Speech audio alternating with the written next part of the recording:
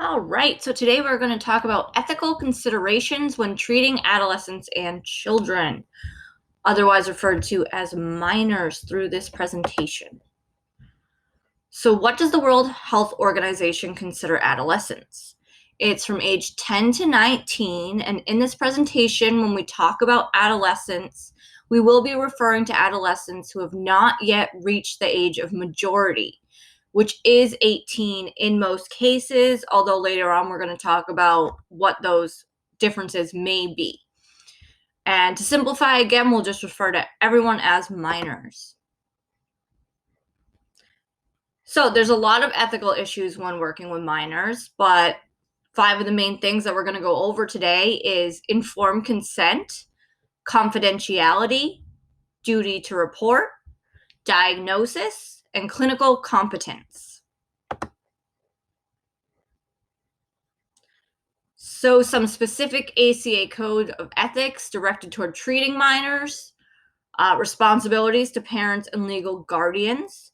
Counselors inform parents and legal guardians about the role of counselors and the confidential nature of the counseling relationship, consistent with current legal and custodial arrangements. Counselors are sensitive to the cultural diversity of families and respect the inherent rights and responsibilities of parents, guardians regarding the welfare of their children or charges according to law. Counselors work to establish, as appropriate, collaborative relationships with parents and guardians to best serve clients. Also, release of confidential information. When counseling minor clients or adult clients who lack the capacity to give voluntary consent to release confidential information, counselors seek permission from an appropriate third party to disclose information. In such instances, counselors inform clients consistent with their level of understanding and take appropriate measures to safeguard client confidentiality. So, informed consent for minors. Who can sign these papers? In Massachusetts, a minor of 16 or 17, due to the mature minor law, if applicable. We're going to go over that in a second. A parent or guardian, or DSS, may consent to routine medical treatments for minors in its custody or care, or for children who are wards of DSS. In all cases where DSS has the right to consent to medical care for a ward or child in its care or in its custody, DSS shall consider exclusively what will serve the child's best interest. So this can be a big one. With informed consent, there's a difference between married and divorced parents because we really want to know about custody issues. So if the parents are married, they're still together, they aren't separated in any way, either parent may give consent to mental health treatment for the child. However, it may be prudent to seek the consent of both parents in an effort to include both parents in the therapeutic process and have the support of both parents in the therapy with the minor. All right, and if parents are divorced, you need to request a copy of the custody order prior to the treatment of the minor. The custody order will provide the therapist with information as to the status of the legal custody of the minor, as well as any specific language that may impact a parent's right to consent to mental health or other medical treatments. So the language you kind of want to look for is sole legal custody versus joint custody. Sometimes they may have full parental rights when it comes to them being in their custody, but the other parent may still have rights to make medical decisions with them and be informed of them. You don't want to take anyone's word for it. Just make sure you get that custody order prior to treatment. So consent versus assent. So what's the difference? Consent may only be given by individuals who have reached the legal age of consent. In the US, this is typically 18. Assent is the agreement of someone not able to give legal consent to participate in the activity. Assent involves sharing information to the minor so that he or she will understand the services to be provided, the nature of the process, the psychotherapist's role, and the child's role, and other relevant information. Assent by itself is not sufficient, however. If assent is given, informed consent must still be obtained from the subject's parents or guardians. So both are extremely important. Even if the child doesn't want to be there, you still want to try to get assent because you want to explain the process to them. You want to involve them as much as possible. That way, they're more trusting of you, and also it's really just ethical to tell someone what's going to happen. So the assent definition of the American Academy of Pediatricians, I like this, so I included. The AAP describes assent as including the following. 1, helping the patient achieve a developmentally appropriate awareness of the nature of his or her condition. 2, telling the patient what he or she can expect with tests and treatment. And 3, making a clinical assessment of the patient's understanding of the situation and the factors influencing how he or she is responding, including whether there is inappropriate pressure to accept testing or therapy. And future of consent. So they've been doing some studies along this line, and it was shown that children's competence to consent to clinical research could be accurately assessed by the modified MacArthur Competence Assessment Tool for clinical research. Age limits for children to be deemed competent to decide on research participations have been studied. Generally, children of 11.2 years and above were decision-making competent, while children of 9.6 years and younger were not.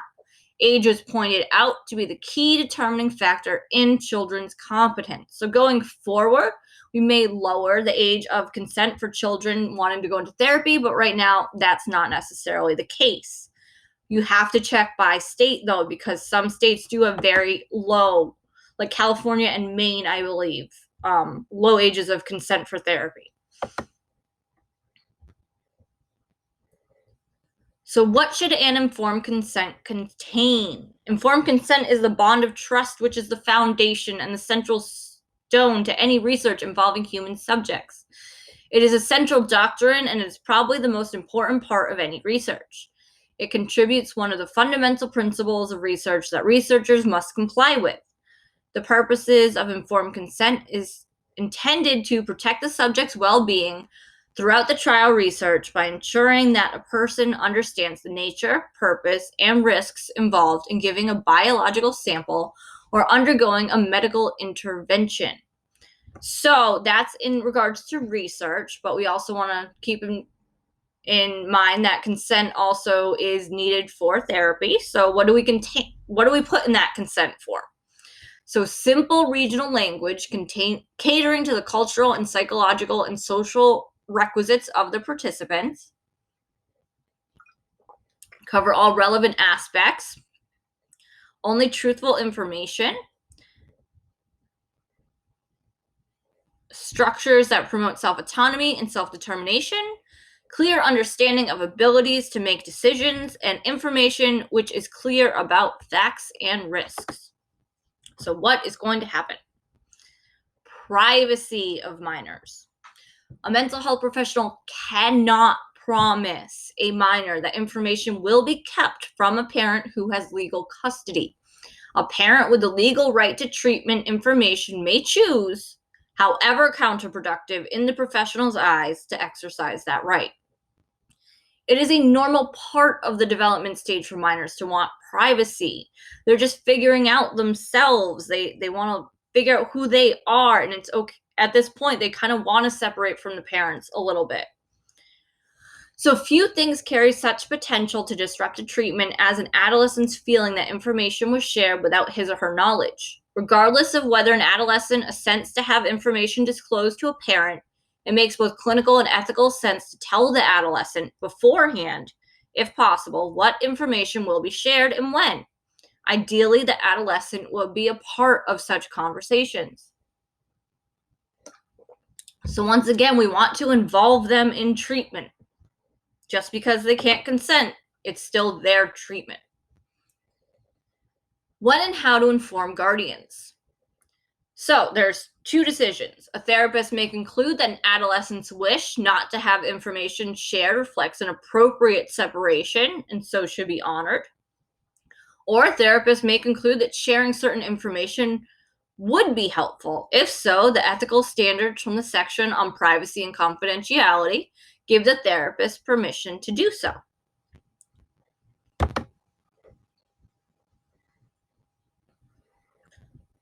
So this can be kind of difficult because many of the activities adolescents engage in do not rise to the level of reportable behavior. Nevertheless, some are on the edge and require judgment calls. For this reason, psychologists who treat adolescents will want to have a good working knowledge of mandatory reporting requirements and to be liberal in their use of consultation. Some of these at-risk behaviors can include self-injury behavior, suicidal ideation, sex, abusive relationships, drug use, or bullying. So, SI behavior. At intake or when SI is disclosed, counselors should explain techniques and interventions that will be used specifically to address self-injury.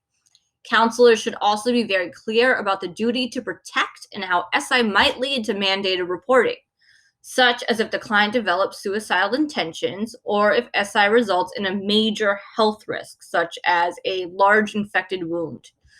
If the client is a minor and caregivers are aware of the SI, an open discussion should occur to determine what type of information will be shared, types of interventions, progress towards goals, and how this will be shared with caregivers. So over the phone, after session with the client present. As we said, we want to involve them as much as possible. If the caregivers of a minor are not aware that the client is using SI, counselors might need to disclose this information to parents because of the possibility of foreseeable harm.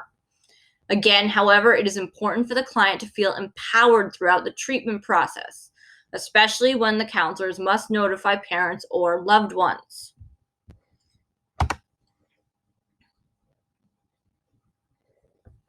So, drugs. We're going to give a case example here. A 16-year-old straight A female student reports to you that her friends have been using cocaine at parties. Later in the interview, she admits that she also has tried cocaine at home and liked that it helped her study and lose weight. She asks that you please not tell her parents because she would get in trouble. She wants to know if she can get something prescribed from a doctor that would have a similar effect, as she wants a healthy alternative. So, we're going to look at this case. Since her use is intermittent without dependency, you may consider scheduling follow-up appointments. Hopefully, she's already coming on a regular basis to offer support and provide an incentive for her to stay clean. You may also want to consider a discussion regarding drug and alcohol use and safe driving. If your assessment is that she is drug dependent, she may only be treated for the dependency with her parents' consent. In Massachusetts, it's about 12 years old that they can consent to drug treatment if you have two doctors that say the person is drug dependent. If she is adamant about keeping her prior use a secret and she agrees to seek help for cessation, provide an appropriate referral to support her cessations. If you don't feel that you have the clinical competence to treat addiction, you want to refer out, or she could see you as well as go to another person for that specific issue. If her use worsens, consider encouraging her to tell her parents. If your assessment is that she is significantly endangering herself or others, you may be obliged to require disclosure to the parents while providing support to both your patient and the parents.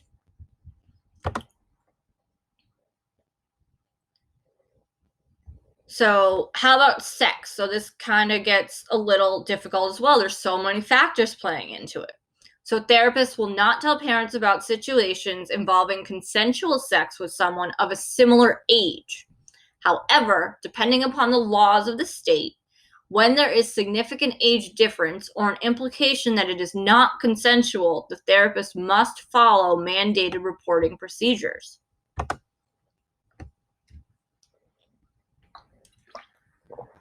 All right, so suicide. I threw in a fun meme because, suicide and memes, why not? Trying to be honest with my therapist, but not so honest that I get involuntarily hospitalized.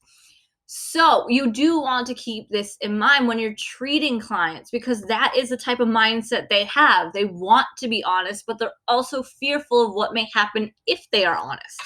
Also, why our talking about treatment in the beginning is very useful and needed. So the process for determining the likelihood that the child needs immediate assistance consider such information as direct statement of intent to kill themselves, having a history of attempting to kill themselves, having access to the means to follow through with it. Suicidal ideation is different than someone who has actively made a plan, and reporting to parents will be at the discretion of the therapist. Once again, so we really do have to look at all of those factors and know the case individually.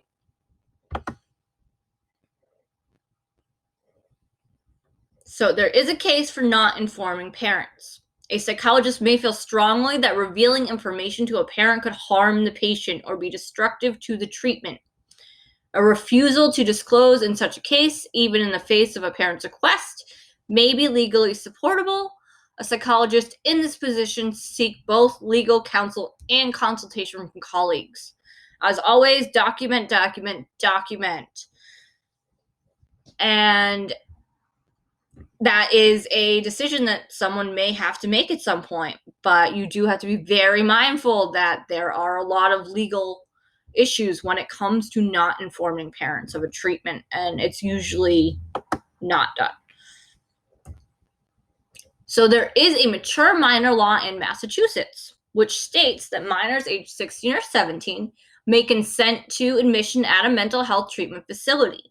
In light of Massachusetts' mature minor rule, a provider may choose to provide mental health treatment without notifying a minor's parents. Minors 12 or older who have been found drug dependent by at least 2 doctors may consent to substance abuse treatment, except for methadone maintenance therapy. And minors who are pregnant and or married may also consent to any type of mental health treatment. Also, emancipated minors as well. So, a new case came up last year called Claudia Felder versus the Children's Hospital Corporation. I read the whole case through. It's kind of complicated, but I put the gist of it down here. A physician's obligation to a patient should not be compromised by conflicting loyalties. Such conflicts certainly may arise in a family setting, where a child's best interests may diverge from those of our parents or other custodial adults. Such conflicts may particularly be anticipated when it comes to psychiatric care. This case illustrates the point, as there is evidence that KW did not wish to talk to her mother, an issue that the defendants, as KW's physicians and care providers, needed to navigate without the burden of conflicting loyalties. So what this case in Massachusetts points out is that a psychiatrist treating a minor child does not have an obligation also to treat the child's parents or other family, nor does a psychiatrist owe a general duty to the parents to facilitate the child's relationship with them or to provide the parents reasonable aftercare.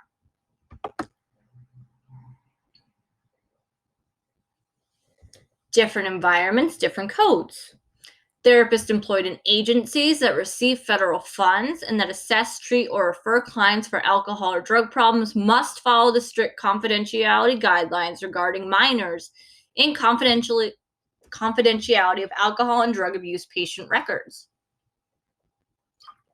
School-based therapists need to comply with confidentiality guidelines contained in the Family Educational Rights and Privacy Act, which spell out the way in which confidential information in minors' educational records should be protected. So, different settings, different rules. Be aware of where you are practicing and what rules specifically apply to those environments. Mandated reporting. Reportable acts: non-accidental physical injury, sexual abuse, neglect, endangering the well-being and or health of a child, unlawful corporal punishment or injury. Confirmation of abuse is not required. Reporters must report whenever there is reasonable cause to believe that abuse has occurred. Therapists are mandated to notify DCF if they suspect a child is being abused and or neglected. Your identity as a reporter will be held as confidential. You may advise the parents that the report to DCF has been made, unless doing so would increase the risk to the child. So what do we do for mandated reporting? Verbally report immediately, a written report within 48 hours. Pictures can be taken without consent, and report must be made within 24 hours. Diagnosis of minors, a lifelong stigma. A child who has been labeled with a psychiatric diagnosis may grow up believing that there is something wrong with them, that they are somehow abnormal. Hours spent in a psychiatrist's office can take a toll on a child's self-esteem. The child may believe that they must take medication to behave and feel like a normal child. Because of the way labels are used, for example, my son is ADHD or my daughter is OCD. The child may come to believe that the problem is a permanent part of them rather than an issue of possible situational stress. So diagnosing people when they're teenagers or when they're children is very important, but it's also very serious because we don't know what kind of lifelong consequences that diagnosis will have, especially since a lot is related with stigma. Misdiagnosis. Some sources of misdiagnosis that affect youth from all racial ethnic groups include variations or biases in clinical judgment and assessment and diagnostic tools, and disagreement among multiple informants. So when you treat a child, you want to get reports from different people. So the child, the parent, therapist, teacher, so those may conflict, and that can make a complicated diagnosis. Psychiatric diagnosis has been expanded to include normal childhood behaviors because adult behavior standards are being imposed on children. There is a large difference between what is normal behavior in a child and what is normal behavior in an adult. Temper tantrums and swift changes of mood, for example, are not considered normal in adults, but they are pretty normal for a child.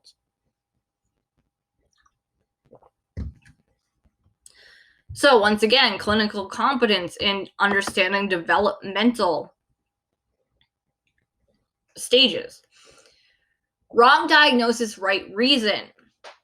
Using questionnaire surveys with pediatricians and child psychiatrists, exploring the frequency and possible reasons for wrong coding. In the first study, 58% of participants reported that in order to provide their patient with educational ascertainment support, they had given an autism spectrum diagnosis, although they were not sure if the diagnosis was appropriate. Only 4 participants reported doing so, although they knew for certain the child did not have autism. In the second study, 2/3 of the participants reported intentional wrong coding due to diagnostic uncertainty, inadequate diagnostic criteria, or economic issues. So this is another ethical dilemma in that regards, because with a diagnosis, children can get better educational supports, even if they don't have it. So what do you do then? Problems with diagnosing adolescents. Diagnostic labels may mislead understanding of cause. For instance, the behavior leading to a diagnosis of ADHD or learning disability may stem from an education system that does a poor job in accommodating students' differences and needs, or from sleep deprivation among adolescents, or any of a variety of other factors that constitute barriers to learning and teaching. People see only the diagnosis, not the person. Parents and teachers may only attend to the times when a child diagnosed with ADHD acts restlessly, but overlooks other times when the child is calm. So you find what you're looking for a lot of the times. Diagnostic labels can lead to self-fulfilling prophecies and stigmatization. Teachers who expect less from a student labeled as having a learning disability or mental illness may be reluctant to challenge the student and thus limit his or her opportunities to learn. Consequently, the student may be less likely to perform well in school, which only confirms the diagnosis. So they're obviously positive to diagnosing as well. Insurance pays for services and more funding for school. hope for enhancing treatment access, availability, and effectiveness, ease of communication, knowledge that comes with the label can be empowering, reattributing symptoms to the diagnosis can buffer self-image. So they can kind of take themselves out of that a little bit. So, oh, that's my ADHD acting up. That's not me. But sometimes, as we said, the opposite happens too, where they just stick onto the diagnosis label.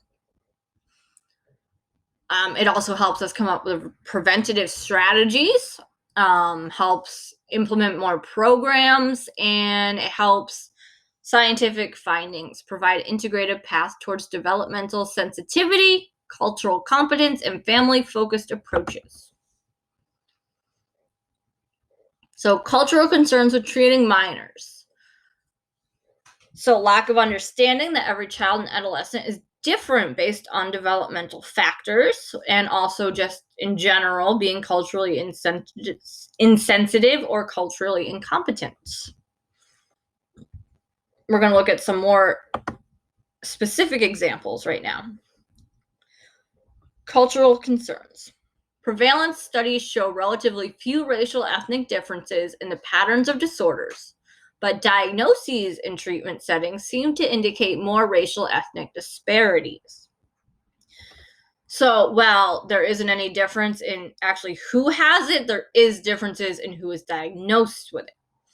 African American youth tend to be more frequently diagnosed with psychotic and disruptive behavior disorders and less likely to be diagnosed with mood and substance abuse disorders. Hispanic youth appear to generally be more often diagnosed with disruptive behavior and substance abuse disorders and less frequently diagnosed with ADHD. Asian American Pacific Islander youth have mixed patterns of diagnoses, but studies seem to show a lower likelihood of ADHD. In a help-seeking Puerto Rican community sample, parents were more likely to seek therapy for their children's mental health problems if one of the three conditions were met: impairment of the child, parental burden, or school problems. However, a child meeting criteria for psychiatric diagnosis alone did not necessarily compel parents to use services. It is possible that fewer Hispanic adolescents have psychiatric diagnoses because they are not seeking care for their mental health problems, particularly psychosis, primarily due to stigmatization. So here are some other ideas of cultural concerns. White parents reported more internalizing and externalizing problems than their children as compared to racial ethnic minority parents. The authors suggested that their findings may indicate that non-Hispanic white parents have a lower threshold for youth emotional and behavioral problems. Non-Hispanic white parents are more aware of their children's psychopathology because they are better educated about various disorders and their symptoms, or that their conceptualization of mental health is more aligned with Western views of mental health as compared to racial ethnic minority parents. In a study examining anxiety reporting, Mexican and Mexican American children reported more physiological symptoms relative to European American children. The investigators suggested that it may be due to cultural processes, such as Mexican parenting being more likely than European parenting to interpret ambiguous symptoms as somatic and non-anxious. Thus, parental perception of problems could shape how their children's experiences are expressed. Clinical competence. What does it look like? It is vital that diagnosticians assessing children or adolescents are well trained in child development and symptom expression in various age groups. Master's or doctoral degrees in marriage and family counseling have a lot of classes specifically on children and adolescents. And according to the APA, CEUs are the most common ways psychologists build their confidence around working with youth. So when you're out of school, really specializing in honing in on a population, you're going to take all those different continuing education units. So depending on your population, depends on which ones you want to take. These are some resources that can be used when working with minors in therapy. And here is your question for next week. When treating a minor who engages in risky behavior, what are some reasons you would tell a parent about the behavior?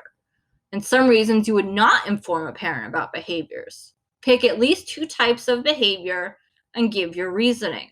So, what warrants you telling a parent about self-injury versus not telling them? Telling them about drug use versus not telling them? Tell me what your thought process is. And that concludes our presentation on ethics and minors. Thank you very much for listening.